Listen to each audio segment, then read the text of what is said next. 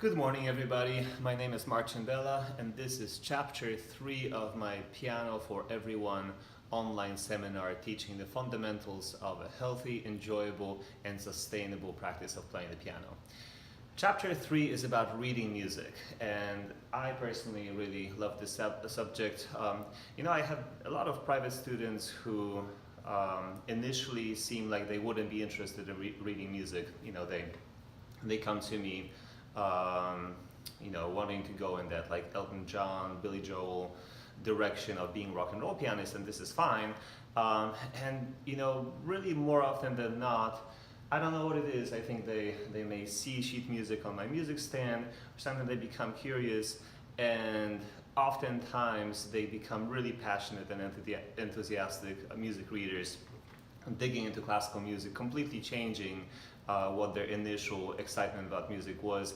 And it's a real joy to watch, because the art of written music, music that looks like this, this code that tells you what to play, is just something that's really dear to me, because my primary training as a musician was in the field of classical composition. So I'm really excited to share this with you today. If you are one of those people who's kind of interested in it, but it seems intimidating and it seems like it would be this daunting, never-ending process to learn sheet music, please watch this one. At the end of this video, you will understand that you already are a music reader, and you will have helpful tips on how to get better at it without that feeling of frustration and doom that many people imagine reading music is. So a wonderful thing about learning to read music is that it's very much like learning another language, because just like written English, if you read a written sentence, it's a code that instructs your mouth to open a certain way, right? And even if you don't physically open your mouth, you imagine it, and that's how you get the meaning out of the code. So is written music. Written music is a code that tells you which keys to press and when. It's really as simple as that. Even better, unlike any human language that is just so complex, there's culture and there's history to it, and there's slang, and myself not being a native English speaker, I'll tell you exactly how long it took to really be comfortable speaking this language. Reading music or written music is a very simple language. If anything, it only has 7 letters. That's a big difference, if you're learning. And then it is a really simple code on how to execute music. Learning how to read music also gives you a very nice skill of so-called sight reading, which is opening a book of music that you haven't seen before and discovering this way how a piece of music is put together. Music written out on paper gives you insight into the internal structure of it that nothing else can give you. And sight reading happens to be one of the most pleasurable things I do.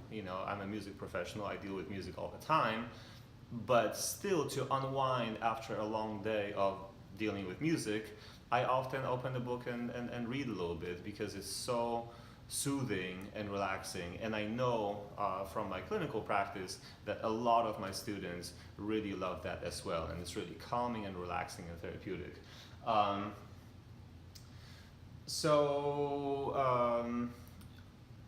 Let's talk for a second about the essence of existence of music. Think about this. What is Beethoven's Ode to Joy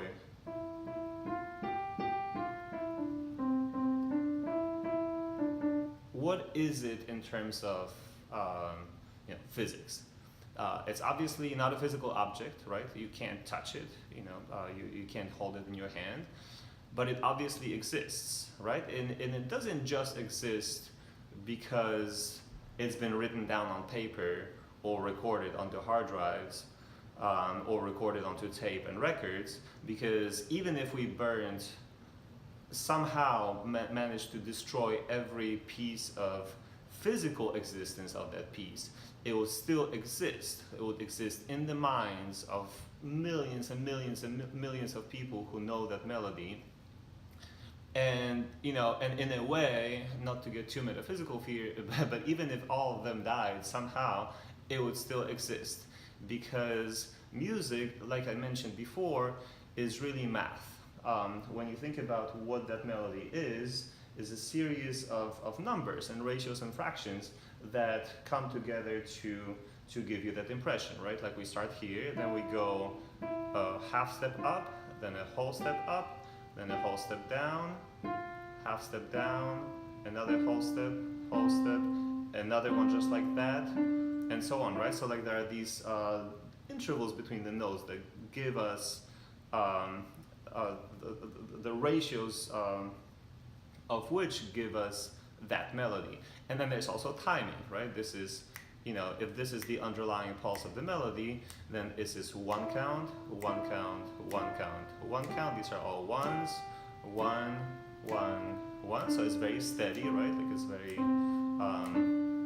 and here, count and a half a count, 2 counts, right? So again, these are numbers and ratios that are specific, and they exist in the ether. Like there is a part of our existence that is really not touchable, and yet it very much exists. So discovering what it looks like, and how we can decode that melody from paper is as close as you can be to an actual pure existence of music. Because music, a piece of music always exists. Once in a while, a speaker or a vibrating string or a vibrating vocal fold moves the air particles so that we can experience it physically, but that's just a fleeting moment.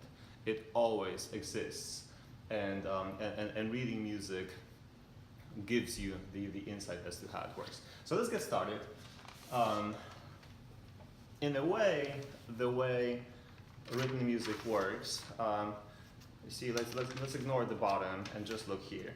So see, there are these lines. This is normal music. This is not music paper. This is just normal notebook paper.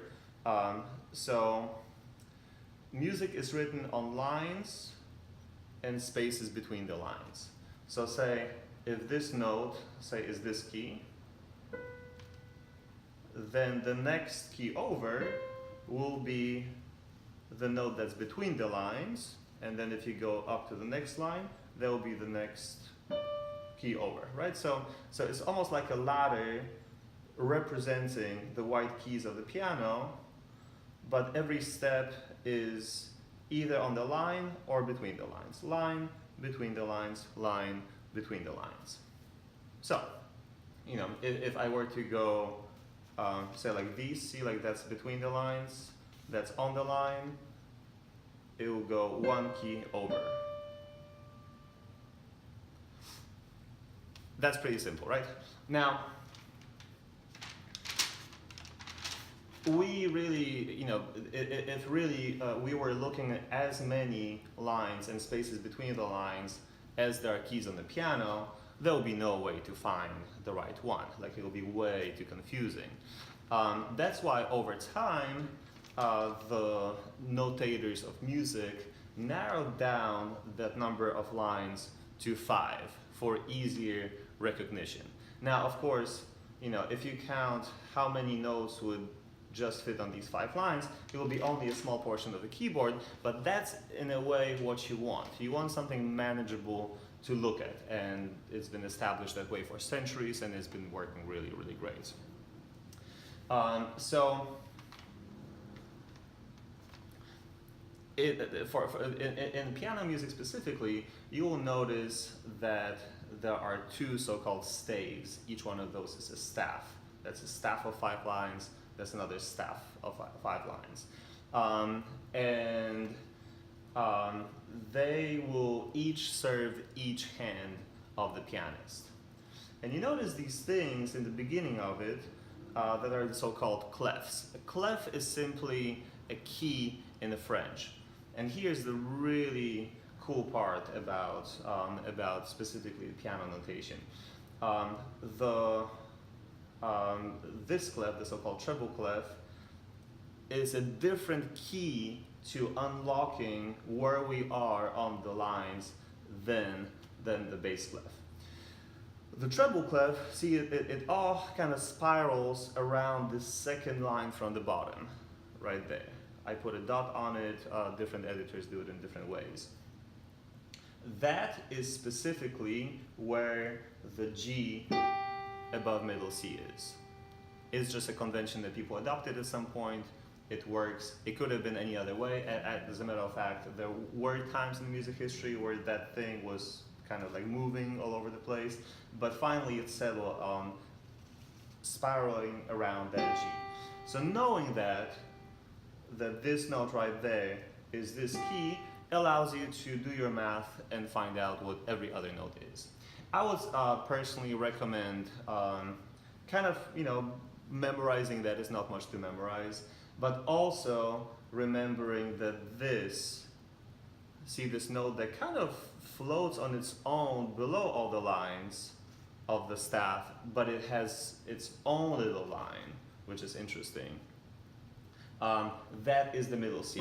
That is, very close to the actual middle of the keyboard, and is a very central note to a lot of music.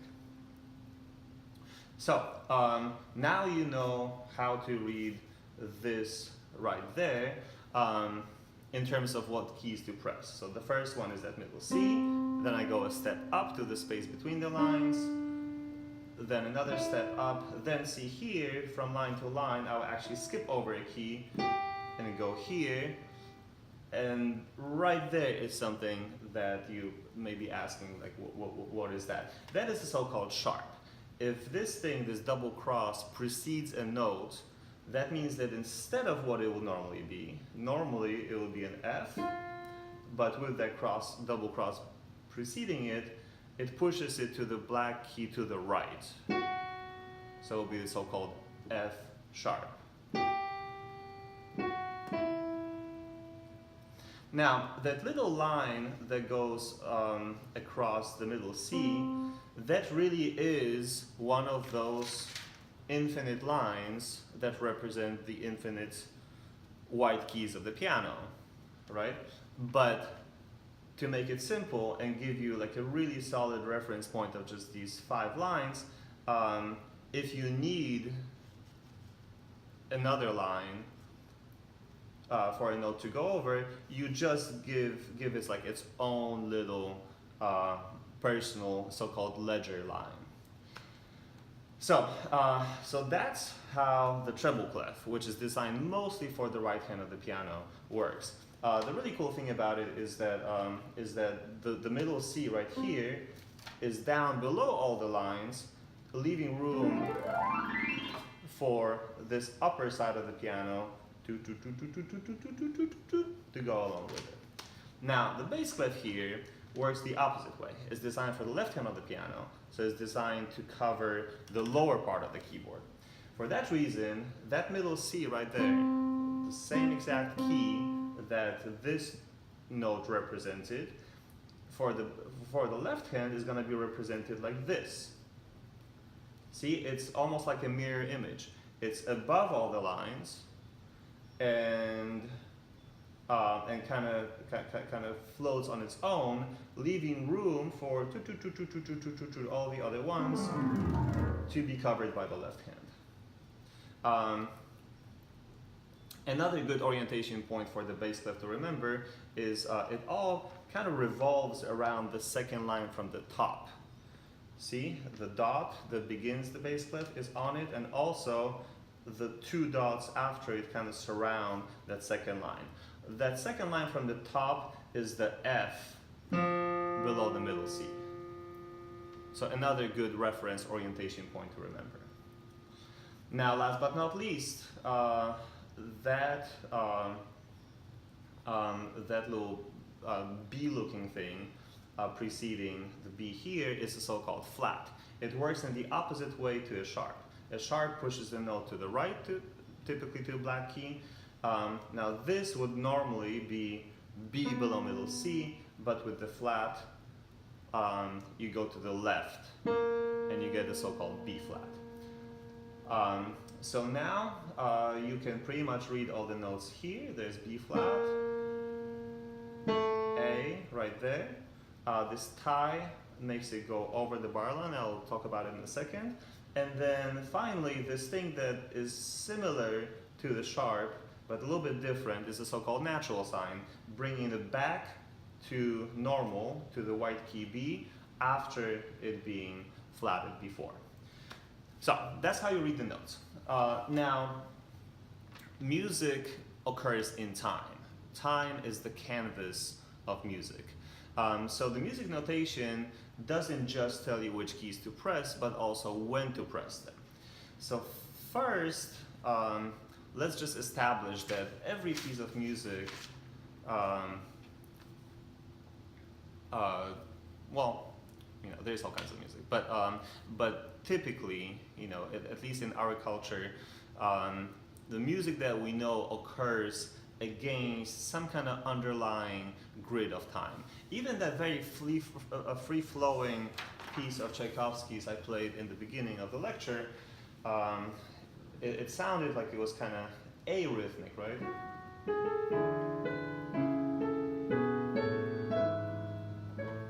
Its underlying pulse goes in 3.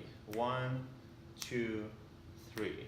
1, 2, 3. 1, 2, 3.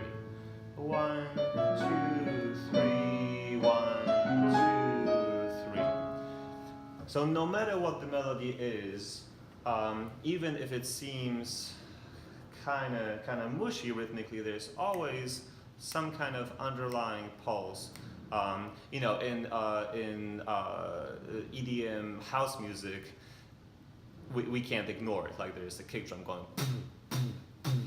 on every single count, so it's very obvious where these counts are. But there is something like that in any kind of music. So when you read music, you always want to be aware of the underlying pulse of it. That's what these things stand for. The 4/4 tells you that there are 4 counts in each counting cycle of the rhythm, and that cycle, in the professional jargon, we call a bar or a measure. So, the 4/4 here tells you that there are 4 counts in each measure. So you count 1, 2, 3, 4, and there's a bar line to end it, and then you start counting again. 1, 2, 3, 4, and there's another bar line, and so on. Once you have that pulse established, then you can start measuring the lengths of notes against that pulse, and that's very important. So, for instance, you've probably seen this kind of note. It's filled in with the stick. That will take 1 count. It's called a quarter note. A note that's round like that without a stick and open, that will be 4 counts. So that would last 1, 2, 3, 4. This right there, if it didn't have a dot, it would last 2 counts. With a dot, it lasts 3 counts. These last half a count each. So if I'm counting tom, boom, these will go da, da, da. So 1 and 2 and 3 and 4 and so on. And there's more, you can look it up, you know, there's in your own sight reading practice, like you will come up, you know, you'll encounter something I didn't talk about. Feel free, as always, to reach out and ask me a question, but there should be plenty of information online to tell you what it is. I'm just giving you the real fundamental breakdown of how music notation works. So now we can actually perform it in time. So see that note, that C is going to take 2 counts, 1 count, 1 count. That is going to be a count and a half. This is actually what it looks like if it's just one of those. So half a count and then 2 counts. Ready? 1, 2, 3, 4. 1, 2, and 3, 4. That's how you do that.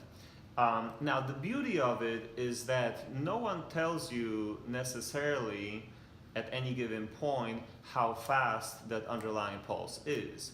Eventually, you'll want to do it however composer want it done. So Ode to Joy goes something like this. 1, 2, 3, 4, 1, 2, 3, 4, 1, 2, and 3, 4, right? But when you're first learning it, you are absolutely welcome and encouraged to go slower when you're just figuring things out. 1, 2, 3. The trick is to always go steady though, or as steady as you can while you're figuring out the notes. And that also, reading slowly is an amazing insight into how music is put together. Because sometimes, in a familiar piece of music, notes go kind of fast, and it's hard to know what they are. I think for Elise, for instance, people play it like this.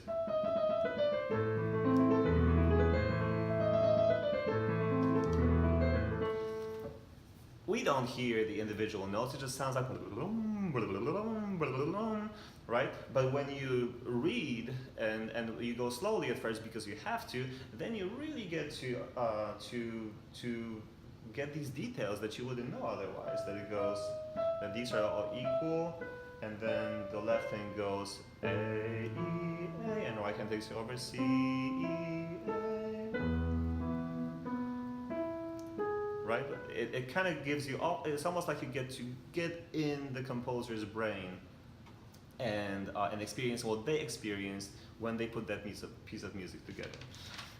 Now, if we were to read that left hand, there's one more thing that I haven't mentioned yet.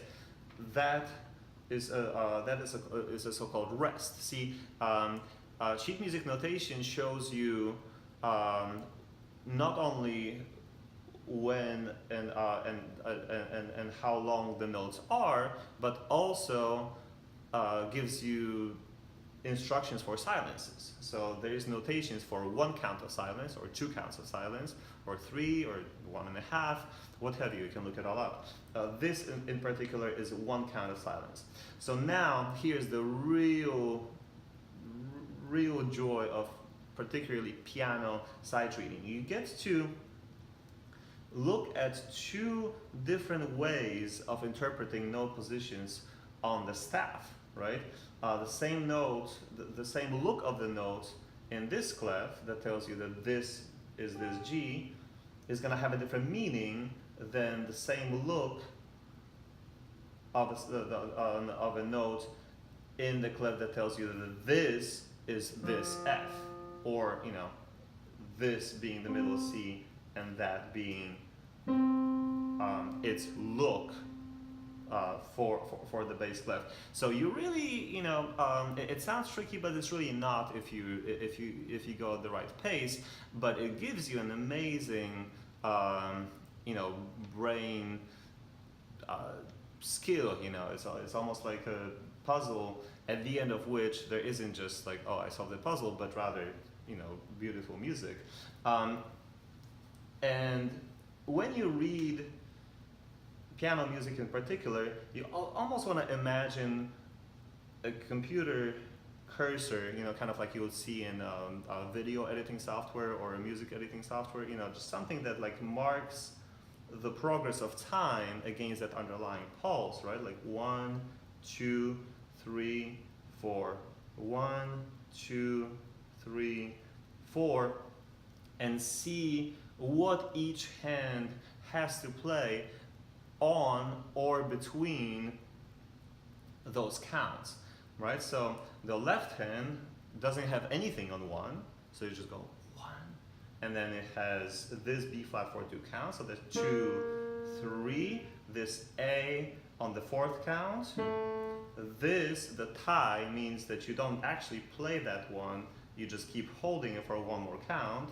So from here it will be 4, 1, 2, 3, 4. And then when you're ready, when you understand what each hand is supposed to play, then you can put it together.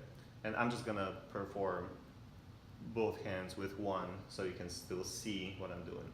1, 2, 3, 4, 1, 2, and 3, 4. See? I'm gonna do it one more time maybe. 1, 2, 3, 4, 1, 2, and 3, 4. So this particular, it's just a piece of music that I wrote for the purposes of this lecture last night, so it's not something that you would know, but imagine that this is something that Bartók wrote, and that it actually goes fast. 1, 2, 3, 4, 1, 2, 3, 4. You would still start it slowly, right? Because first you want to understand where the notes lie and where they fall and how long they are and what they are, and it takes time, it takes processing power of your brain. But then when you're ready, you can start speeding it up and go like 1, 2, 3, 4, 1, 2, and 3, 4. And then eventually maybe 1, 2, 3, 4, 1, 2, and 3, 4. If you're learning something existing that you already know, then you know typically how fast people tend to do it, and you just go for that speed. So now, if you are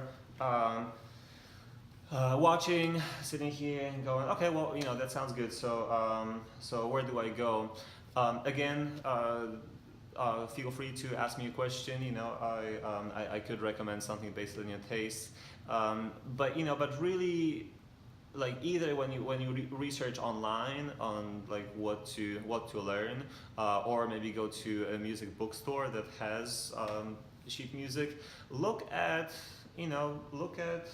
how simple it looks for you.